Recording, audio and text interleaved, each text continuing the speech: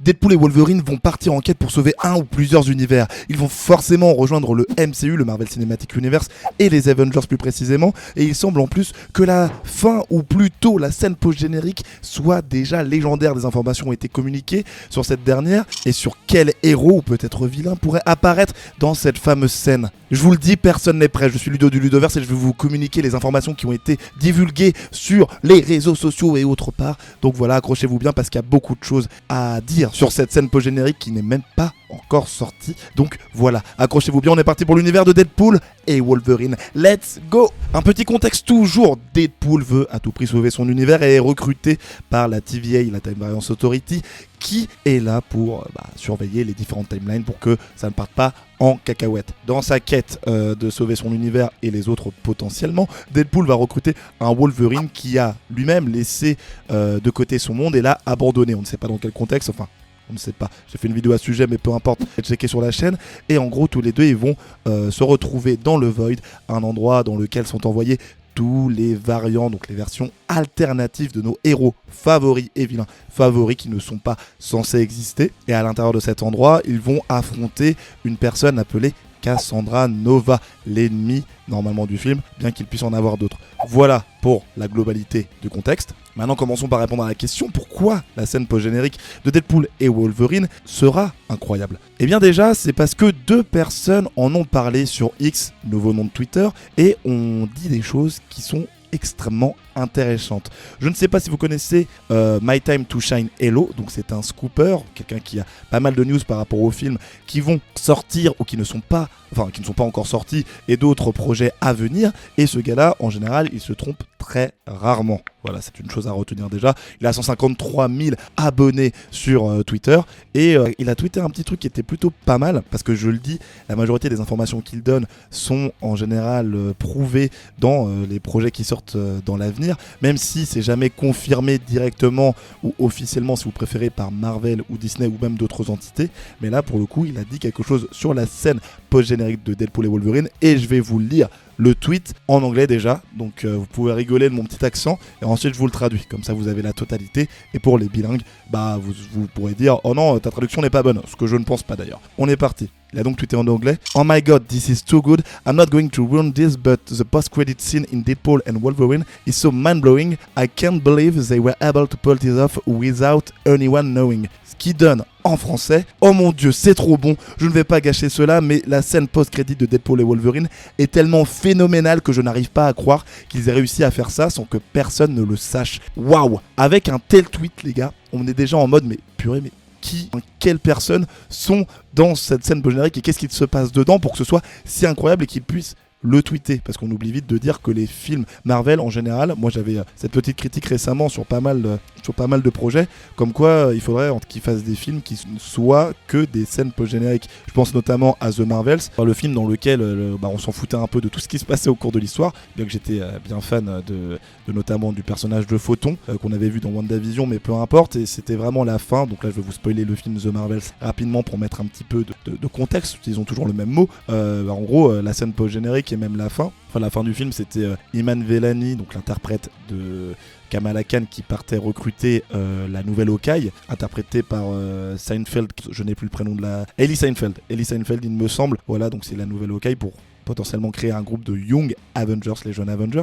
Et la scène post-générique, on voyait Photon qui s'était retrouvé dans un autre univers en contact avec les X-Men, notamment le Fauve. Donc voilà, scène post-générique qui était folle, mais film qui était moyen, voire moyen-moins. Donc autant dire qu'il faudrait qu'ils fassent beaucoup plus de films en mode scène post-générique. Et là je pense que déjà avec Deadpool et Wolverine, ça va être le cas. Et la scène post-générique va être peut-être d'autant mieux, ce qui est déjà fou au vu de ce que le film peut représenter. Et au-delà du fait que ce scooper, que vous ne connaissez peut-être pas, a tweeté, eh bien une autre personne a rebondi sur ce tweet pour confirmer ces informations en disant qu'il ne mentait pas. Et bon là je vous le dis en français parce qu'il n'y a pas grand-chose à dire en anglais non plus, mais voilà, et cette personne c'est Rob Liefeld. Et Rob Liefeld, je ne sais pas si vous le connaissez, mais c'est le créateur du personnage de Deadpool dans les comics. Enfin le co-créateur parce que c'était le dessinateur. il est très respecté et en plus il a déjà fait une apparition dans le film Deadpool sorti en 2016 dans lequel il avait fait un petit caméo dans un bar et on le voit aussi, enfin il y a un petit easter egg, un détail caché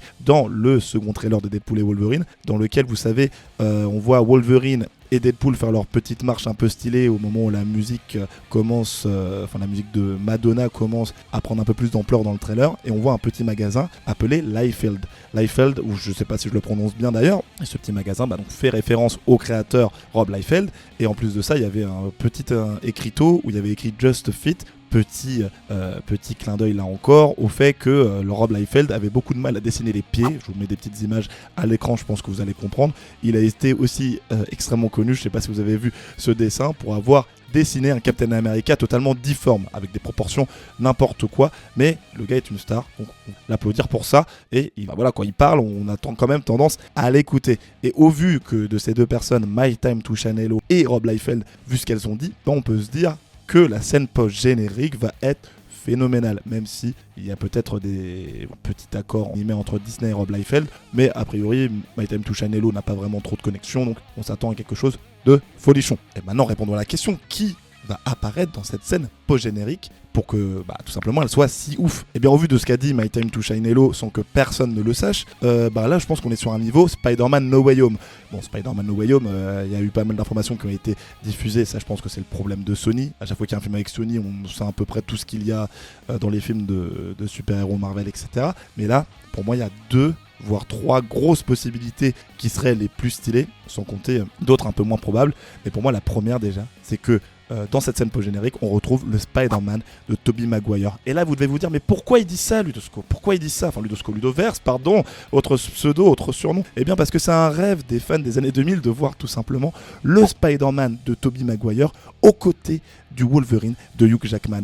Parce que dans les années 2000, vous savez, à l'époque, on n'avait pas d'univers partagé. On avait les films Marvel de la Fox, d'Universal, etc.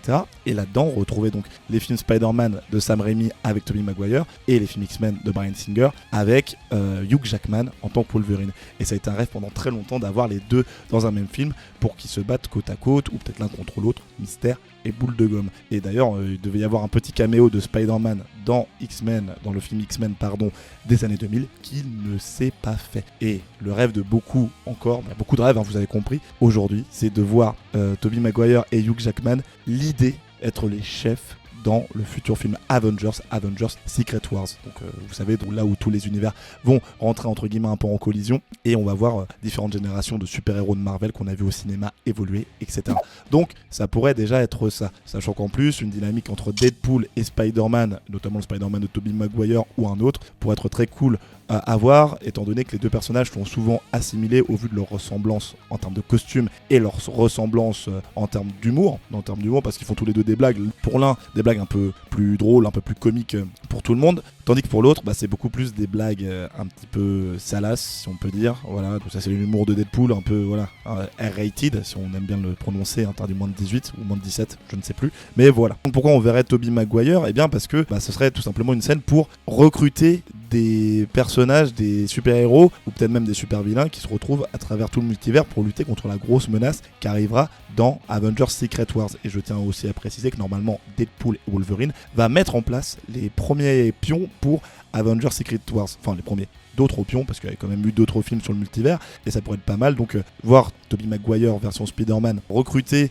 ces personnes pour lutter contre des menaces qui arrivent comme Kang ou encore le Docteur Fatalis. Donc Kang le Conquérant, je vous le présente plus, et Docteur Fatalis, c'est tout simplement l'ennemi suprême de Secret Wars. Donc voilà, ça pourrait être une bonne dynamique. Deuxième possibilité, voir le Spider-Man d'Andrew Garfield à la place de celui de Tobey Maguire pour laisser encore milquer un peu le délire en mode voilà, on n'aura pas tout de suite Tobey Maguire X Hugh Jackman, mais le fait de voir Andrew Garfield, ça fait déjà un petit pont et ça fait extrêmement hypé, donc ça peut être une autre possibilité. La troisième, mais pas des moindres, que le GOAT légendaire fasse son retour, et je pense que ça va arriver, personne n'est prêt. Iron Man, version Robert Downey Jr. Donc retour entre guillemets, une version alternative de lui qui se trouve dans un autre univers, qui viendrait peut-être aussi recruter ces héros-là et tout simplement pour lutter contre la menace qui arrive. Et c'est encore une fois un rêve de fan parce qu'il y a énormément de fan art qu'on peut retrouver un peu partout, dans lequel on retrouvait notamment Spider-Man, Tobey Maguire, Wolverine, Hugh Jackman et Iron Man, Robert Downey Jr. Et avoir les trois en tant que leader de Secret Wars pour qu'ils se séparent des équipes, ils gèrent chacun une équipe qui vient d'autres univers, je ne sais pas, peu importe, et bien avoir ces trois-là, ça peut être fou. Et je pense que ça va arriver. On va pas se mentir, je pense que dans Secret Wars, tout sera possible. Et le fait que la scène de générique puisse introduire ou mettre une petite passerelle pour ce film-là, ça peut être fou. Là, on rentre dans les possibilités peut-être moins incroyables, si vous préférez. Mais la quatrième possibilité, ou je sais plus à combien je suis, mais en gros, c'est que ce soit un Hulk qui soit là, mais une version alternative, style Edward Norton ou Eric Bana. Donc Edward Norton qui était dans le film Hulk, l'incroyable Hulk, sorti en 2008, qui a ensuite été recasté, je dis 2008, je crois que je me trompe pas de date, mais je crois que c'est bien 2008, qui a été ensuite recasté par Mark Ruffalo, ou tout simplement Eric Bana, qui est le premier Hulk, entre guillemets, qu'on a vu dans un film, avec le film Hulk sorti en 2003. Donc avoir ces deux-là, l'un ou l'autre, ça permettrait de nous ramener encore une fois à l'époque des années 2000, où ces super-héros-là étaient les stars qu'on connaît de l'époque, donc pourquoi pas. Et puis la cinquième possibilité, c'est que ce soit tout simplement les Avengers de l'univers principal, style Captain America, Sam Wilson, Doctor Strange, Spider-Man version Tom Holland ou encore Thor, où on verrait tout simplement les héros. On verrait Hugh Jackman, Wolverine et Deadpool nez à nez avec ces derniers, genre ils se réveilleraient, je sais pas, d'une certaine manière dans leur univers, et ces 4 super-héros là ou d'autres encore de Marvel Cinematic Universe seraient en mode wesh, mais qu'est-ce que vous faites là, vous venez d'où, je comprends pas, qu'est-ce qu'ils font là, je ne vous connais pas, on ne vous connaît pas, racontez-nous un peu votre histoire. En mode il se passe quoi, en mode grosse surprise, et nous on se poserait énormément de questions par rapport à ça. Donc voilà, ça c'est les 5 possibilités. Et après la 6ème, et qui est pour moi, donc là on revient dans un truc totalement phénoménal, c'est que au-delà d'avoir un personnage par-ci, un personnage par-là, c'est que pour les 3-4 premières possibilités que je vous ai présentées, qu'en fait, il y a déjà un groupe de formés en mode le Spider-Man de Tobey Maguire, le Spider-Man d'Andrew Garfield, l'Iron Man version Robert Downey Jr. et un Hulk Edward Norton ou Eric Bana, soit tout simplement tous réunis à un endroit en mode on a besoin de vous pour lutter contre la prochaine menace, préparez-vous parce que ça va saigner, et ce serait, enfin si ça arrive, moi j'en perds ma cravate, je n'ai pas de cravate, vous voyez, je l'ai déjà perdu, tellement ça va être fou avant même que ça sorte. Bon, enfin j'espère, parce que le film n'est pas encore sorti, on peut pas trop s'avancer, mais si c'est le cas, en scène post-générique, je pense que là on aura atteint le niveau maximum de ce qu'on peut avoir dans une scène post-gène. Voilà, c'était un peu toutes les idées que je voulais vous présenter. Maintenant, pour patienter, et si vous ne connaissez pas le personnage de Cassandra Nova, la méchante de Deadpool et Wolverine, j'ai fait une vidéo à ce sujet qui est juste ici, et est-ce que vous saviez que Hugh Jackman n'est pas le vrai Wolverine? Waouh, grosse question, vous avez une vidéo là qui vous explique tout ça, ainsi que l'histoire d'autres super-héros. C'était Ludo du Ludoverse, à la prochaine, salut!